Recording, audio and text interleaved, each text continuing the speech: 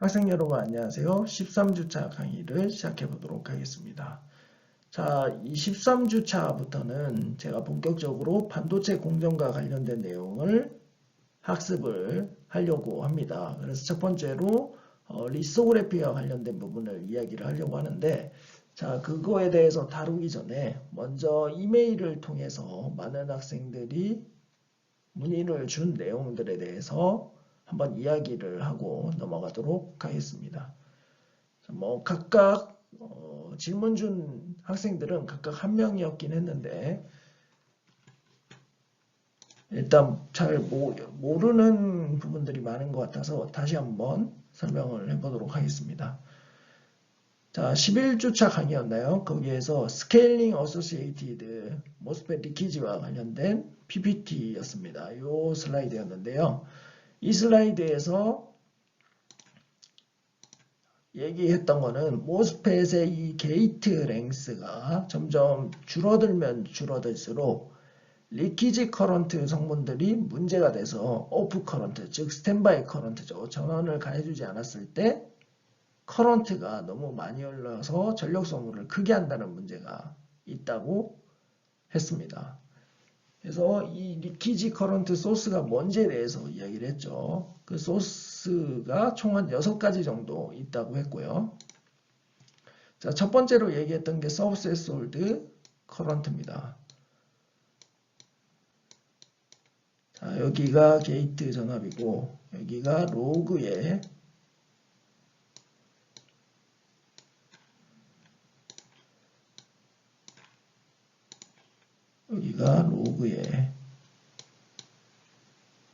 드레인 전압이라고 하면 그래프가 이렇게 나오게 됩니다. 그래서 여기를 기준으로 보통 문턱 전압이라고 하고요. 그리고 이 문턱 전압 아래 영역을 서브 스레솔드 여기 있네요. 서브 스레솔드 영역이라고 합니다. 문턱 전압 아래라고 해서 이렇게 명칭을 부르고요. 여기에서 중요한 파라미터가 서브 스레솔드 스윙이라는 게 있습니다. 이 기울기가 되겠는데요. 커런트가 10배 변하기 위해서 필요한 전압은 얼마인가를 나타내는 파라미터가 서브 스레솔드 스윙이고 이 스윙 값을 낮추면 낮출수록 좋은 특성을 가지는 거죠. 낮은 전압으로 커런트 변화를 크게 만들어줄 수 있으니까요. 그래서 플라나, 그러니까 평판형 이런 모스펫에서는 이상적으로 60mV per decade가 최고의 값입니다. 평판 소자에서요. 그런데 우리가 이 게이트 랭스를 점점 줄이다 보면 오퍼레이션 볼테이지를 줄여야 됩니다. 왜냐하면 이 소스와 드레인 사이에서 이 드레인 전압을 계속 큰 전압을 사용할 수가 없죠. 왜냐하면 여기에 지금 펀치스루 효과도 있고요. 지금 펀치스루를 또 추가적으로 먼저 얘기를 하자면 펀치스루는 자 드레인과 소스가 N타입이라고 하죠. 그러면 여기 기파는 B타입이죠.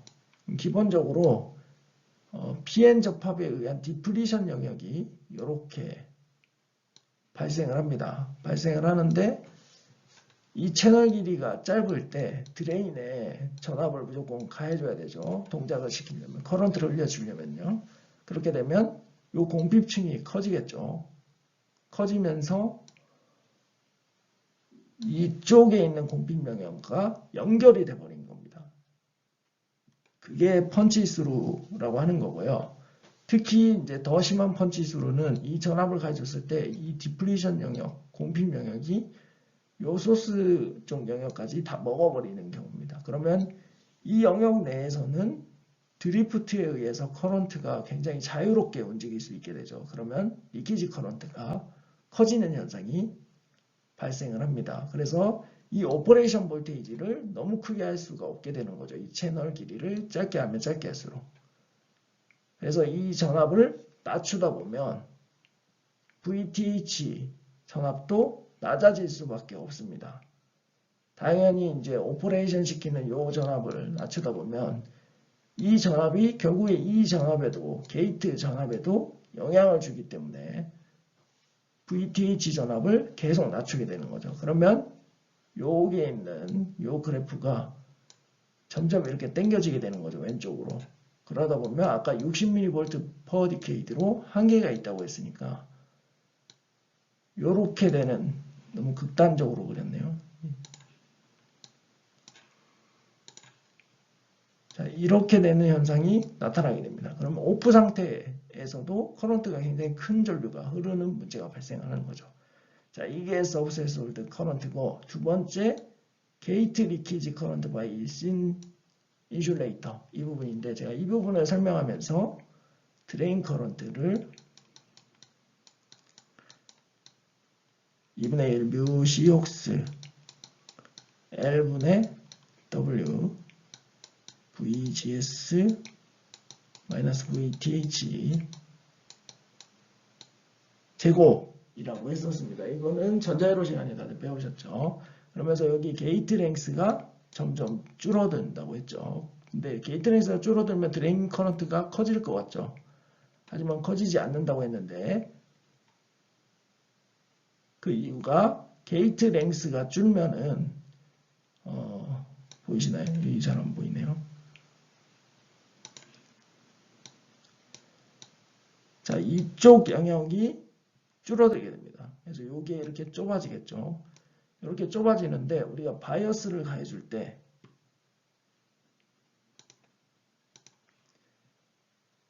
이쪽에 패드를 뽑아서 이렇게 전압을 인가해 줍니다. 그러면 이 저항이 어떻게 된가요? 저항이 커지죠. 왜냐하면 이 폭은 좁아졌는데 길이는 길기 때문입니다. 그래서 이 저항을 낮춰주기 위해서 이 위스도 줄여주게 됩니다.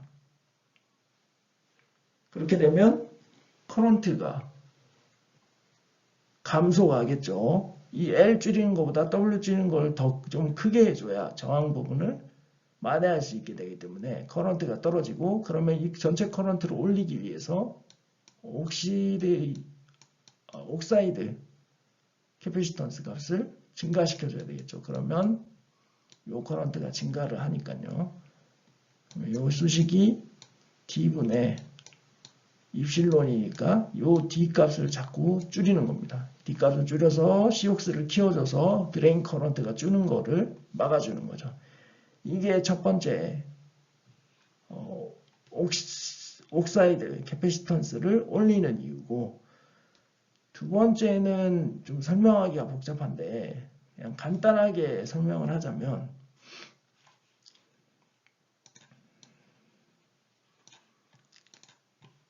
자, 여기에 게이트 전압을 가해줘서 채널이 이렇게 형성이 됩니다. 채널이 이렇게 형성이 되는데, 자, 드레인에 전압을 가해주면 제가 펀치수루가 일어난다고 했죠. 펀치수루가 아니고, 그렇죠. 펀치수루가 일어나죠.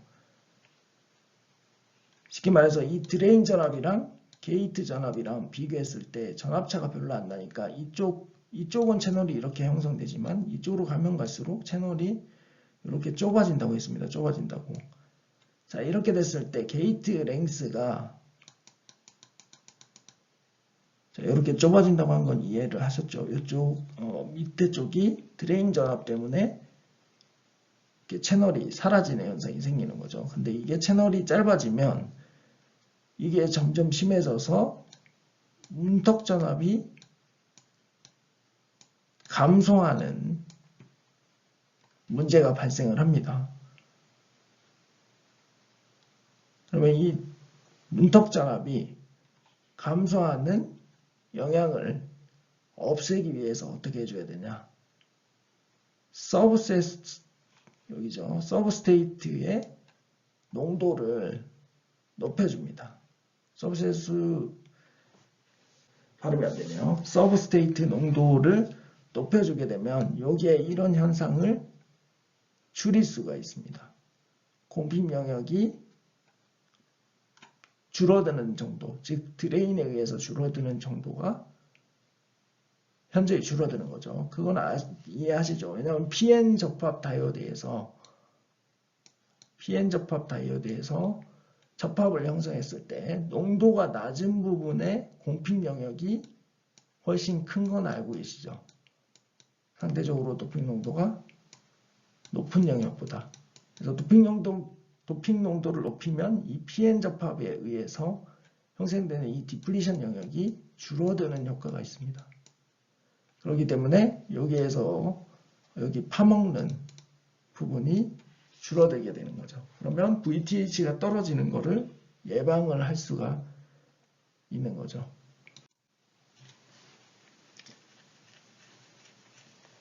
자, 그래서 우리가 도핑 농도를 올린다고 했는데 VTH 수식을 보면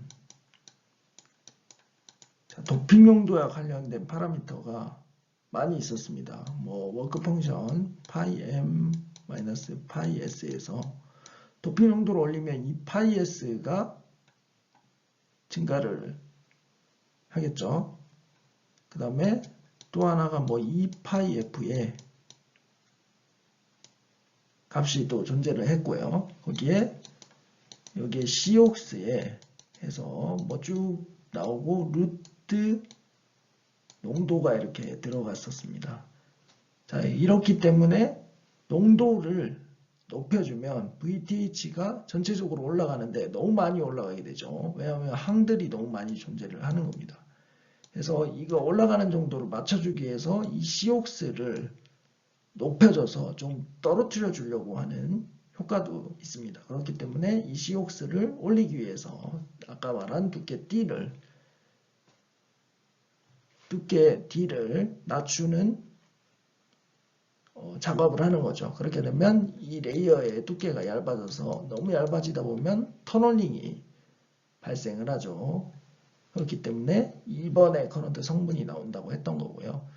4번은 기들은 다들 이해하셨죠. 게이트 전압이 커지다 보면 여기에 이제 오버랩되는 요 영역을 통해 가지고 디플리션 영역이 형성이 되는 겁니다. 그래서 이 영역에서 일렉트론 홀페어가 생기고 이게 리키지 커런트 소스로 발생을 한다라는 거고 5번, 6번은 쉽게 말하면 여기 드레인 N이라고 했고 서브스트레이트가 P라고 했죠. 결국 PN 접합에서 이 정션 부분 공핍 영역이죠. 이 공핍 영역에서 서멀 에너지에 의해서 어쨌든 제너레이션 커런트가 계속 발생을 하는데 이 커런트들에 의해서 리키지 커런트가 발생을 한다는 거죠. 그래서 이러한 총 6가지 정도의 요인에 의해서 리키지 커런트가 숏 채널일 때 많이 영향을 준다라고 했었습니다.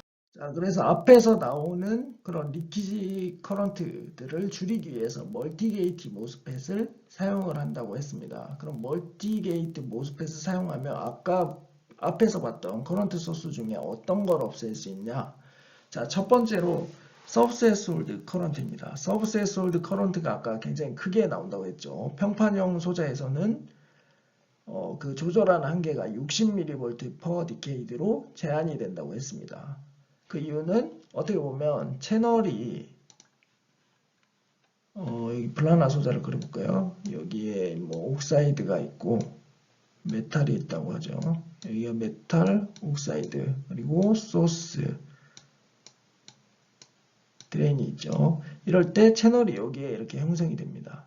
근데 결국은 게이트에서 이 채널을 끄는 게 굉장히 중요하겠죠. 얼마나 빨리 꺼트리냐에 따라서 그 서브세스홀드 스윙 값이 결정이 되게 되는데 요 평판형 구조에서는 위쪽에서만 탑 부분에서만 이쪽 탑 부분에서만 조절을 해서 이 채널을 꺼트리기 때문에 상대적으로 꺼지는 속도가 느리게 되겠죠. 그래서 이걸 보완하기 위해서 여기 보이는 단면이 이게 채널입니다. 다 채널로 활용되는 건데 이 경우에는 보시면 한 면, 두 면, 세 면 이게 지금 보이시나요? 이렇게 한 면, 두 면, 세 면에서 동시에 조절하기 때문에 아까 꺼트리는 그런 서브세스홀드 커런트를 좀 더 빨리 꺼트리는 효과를 가져올 수가 있죠. 그러면 기본적으로 오프 상태의 커런트를 줄일 수가 있는 거고, 여기 동그란 구조도 마찬가지입니다. 전체로 둘러싸서 한꺼번에 꺼트리는 동작을 하기 때문에 꺼지는 게 훨씬 더 빠르게 되겠죠. 그래서 서브셋홀드 커런트를 줄일 수 있다는 게 첫 번째 장점이고요. 멀티게이트 모스펫에서요.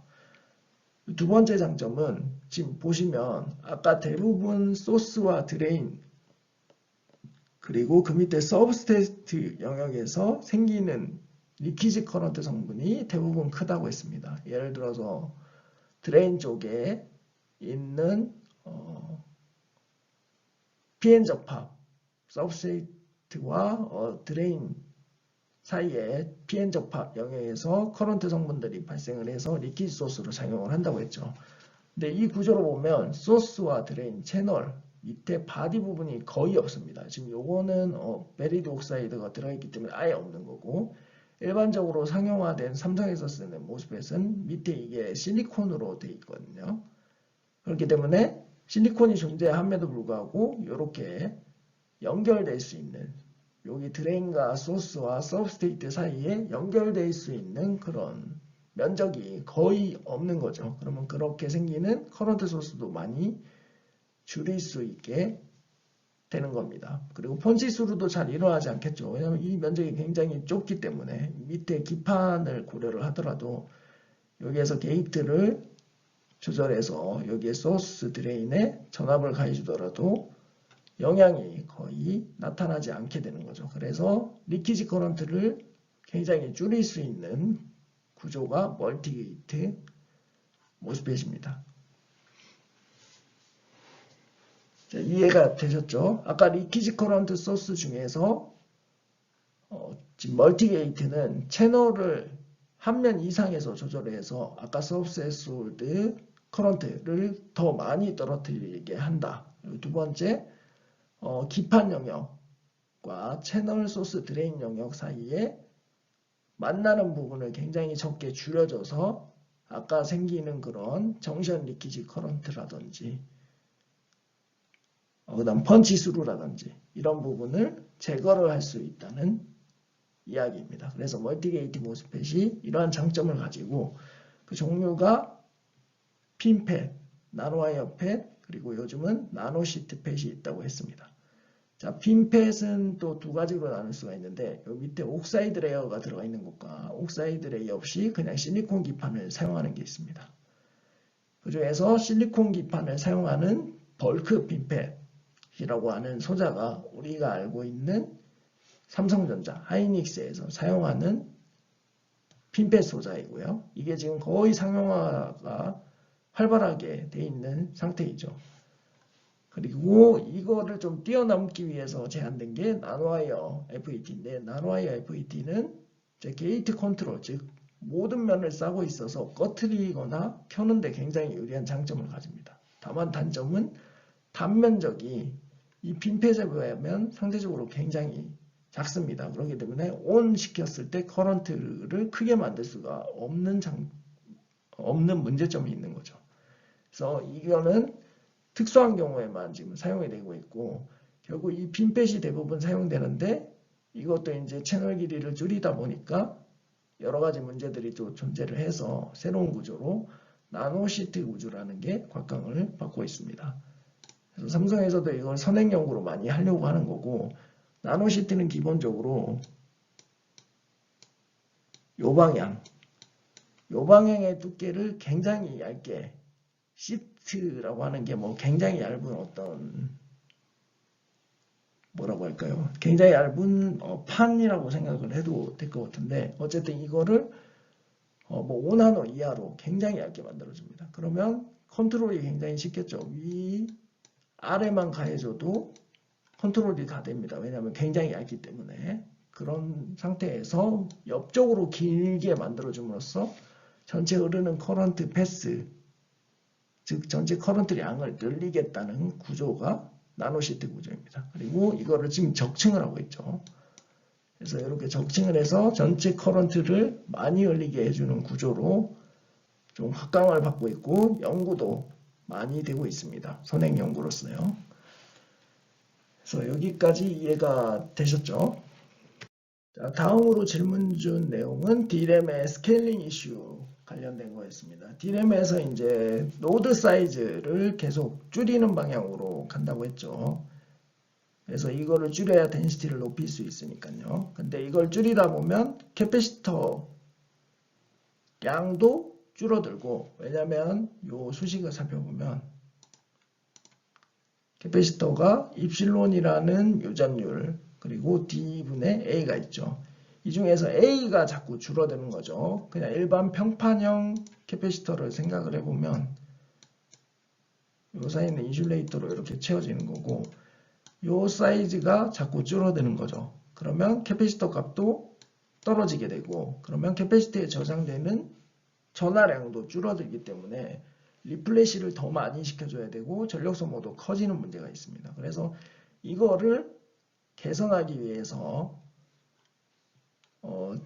지금 이 슬라이드에는 없는데 실린더리칼한 캐패시터 구조를 사용한다고 했습니다. 원통형 구조인데 이렇게 도넛처럼 되어 있는 거죠.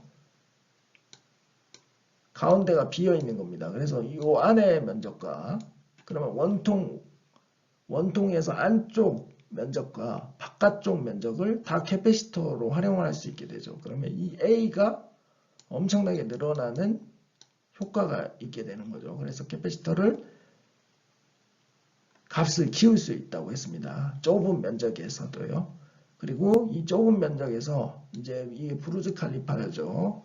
부르즈 칼리파가 굉장히 좁고 기다란 건물이죠. 이것처럼 캐패시터도 이 좁은 면적에서 굉장히 높게 만들어줍니다. 그러면 아까 원통형 구조에서 표면적이 다 캐패시터의 면적으로 사용이 된다고 했죠. 그러면 원통 바깥쪽 표면 그리고 원통 안쪽 표면을 다 사용하는데 이 길이를 높이죠. 높이를 높게 만들면 만들수록 이 캐패시터 값이 커지게 되기 때문에 전하를 많이 저장할 수 있고, 그러면 리프레시 타임도 줄일 수 있는, 늘릴 수 있는 효과가 있죠. 리프레시는 자주 하면 안 좋으니까요. 그래서 이러한 부분 때문에 원통형 구조를 사용을 한다고 했고요. 그래서 이 A가 늘어나서 캐패시턴스 값이 늘어난다라고 한 거고, 요즘은 최근에는 이 원통형 구조에다가 구멍을 뚫어줍니다. 구멍을. 이런 데다가 이렇게 구멍을 똥똥똥 뚫어줍니다. 뚫어준 상태에서 다시 인슐레이터를 덮어 씌워주면 이런 면적들까지 전부 다 캐패시터 향상에 기여를 하게 되는 거죠. 그런 식으로 연구를 많이 하고, 또 하나는 하이K 다이렉트릭 매트리얼. 하이K 다이렉트릭 매트리얼이 무슨 얘기냐면 이게 이제 진공 상태의 유전율이고요. 이게 상대 유전율입니다. 이 상대 유전율이 SiO2가 아마 3.6 뭐 이 정도 값을 가질 겁니다. 아마도 3.6 맞나요? 오른쪽에 그림이 있을 것 같은데 한 3.6 정도의 값을 아마 가질 겁니다. 근데 이 K 값을 이렇게 큰 물질들을 개발해서 활용을 하면 또 이 캐패시턴스를 키울 수가 있죠. 그래서 이런 물질들 TiO,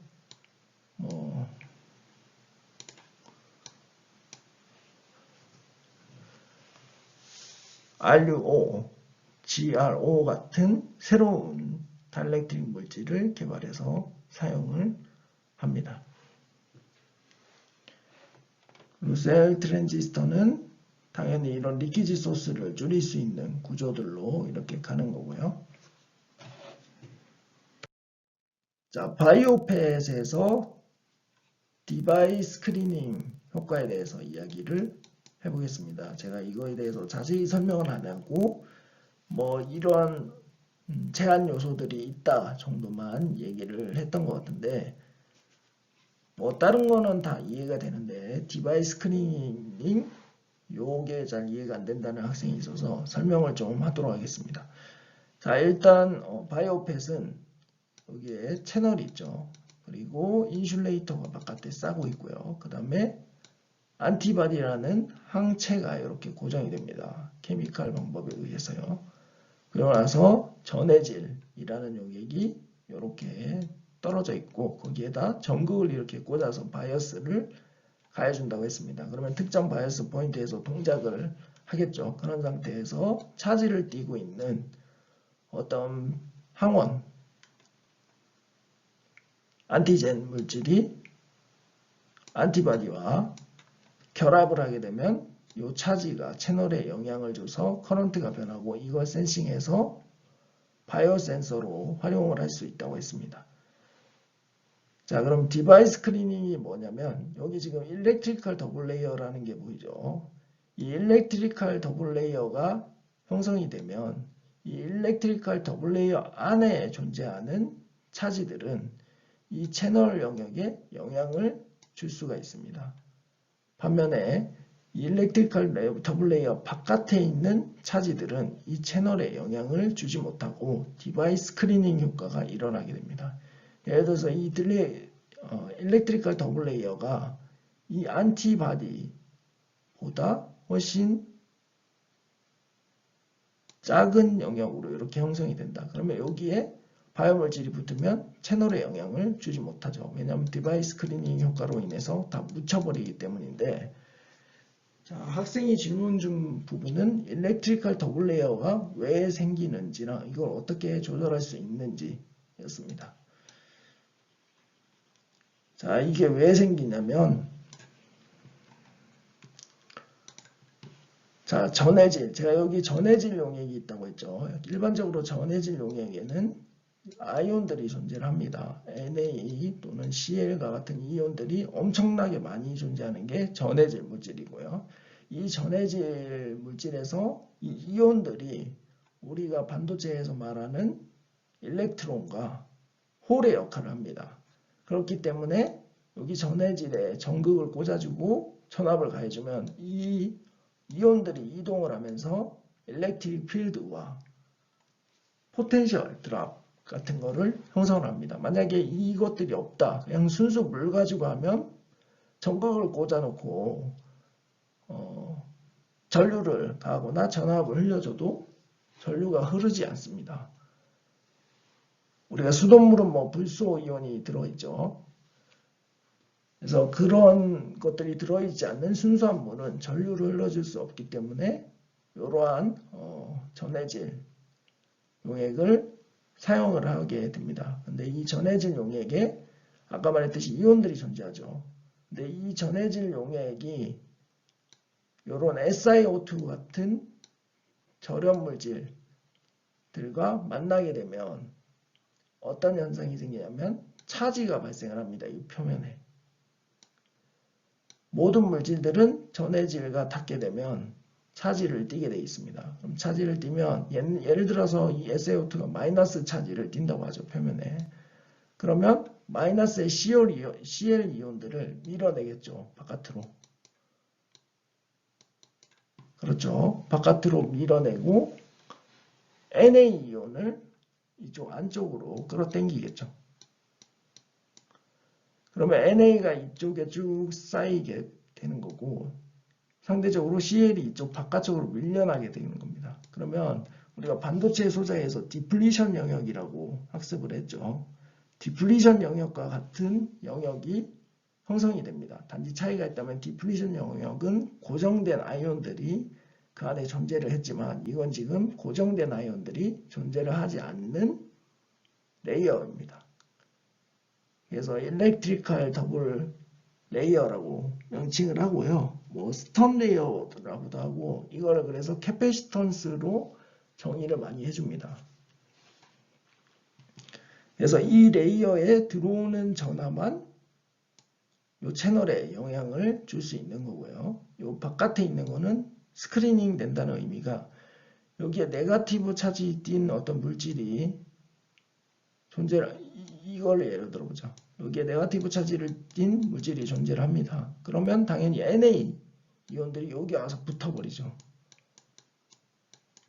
그래서 로컬리 차지가 없는 것처럼 만들어버립니다. Na 이온들이 모여가지고요. 부분적으로 봤을 때는 차지를 띠고 있지만 좀 더 바깥에서 살펴보면 N의 이온이 붙어서 전체적으로 중성을 이루는 것처럼 보이게 되는 거죠. 그러면 이 채널에 영향을 주지 못하는 현상이 발생을 하는 거죠.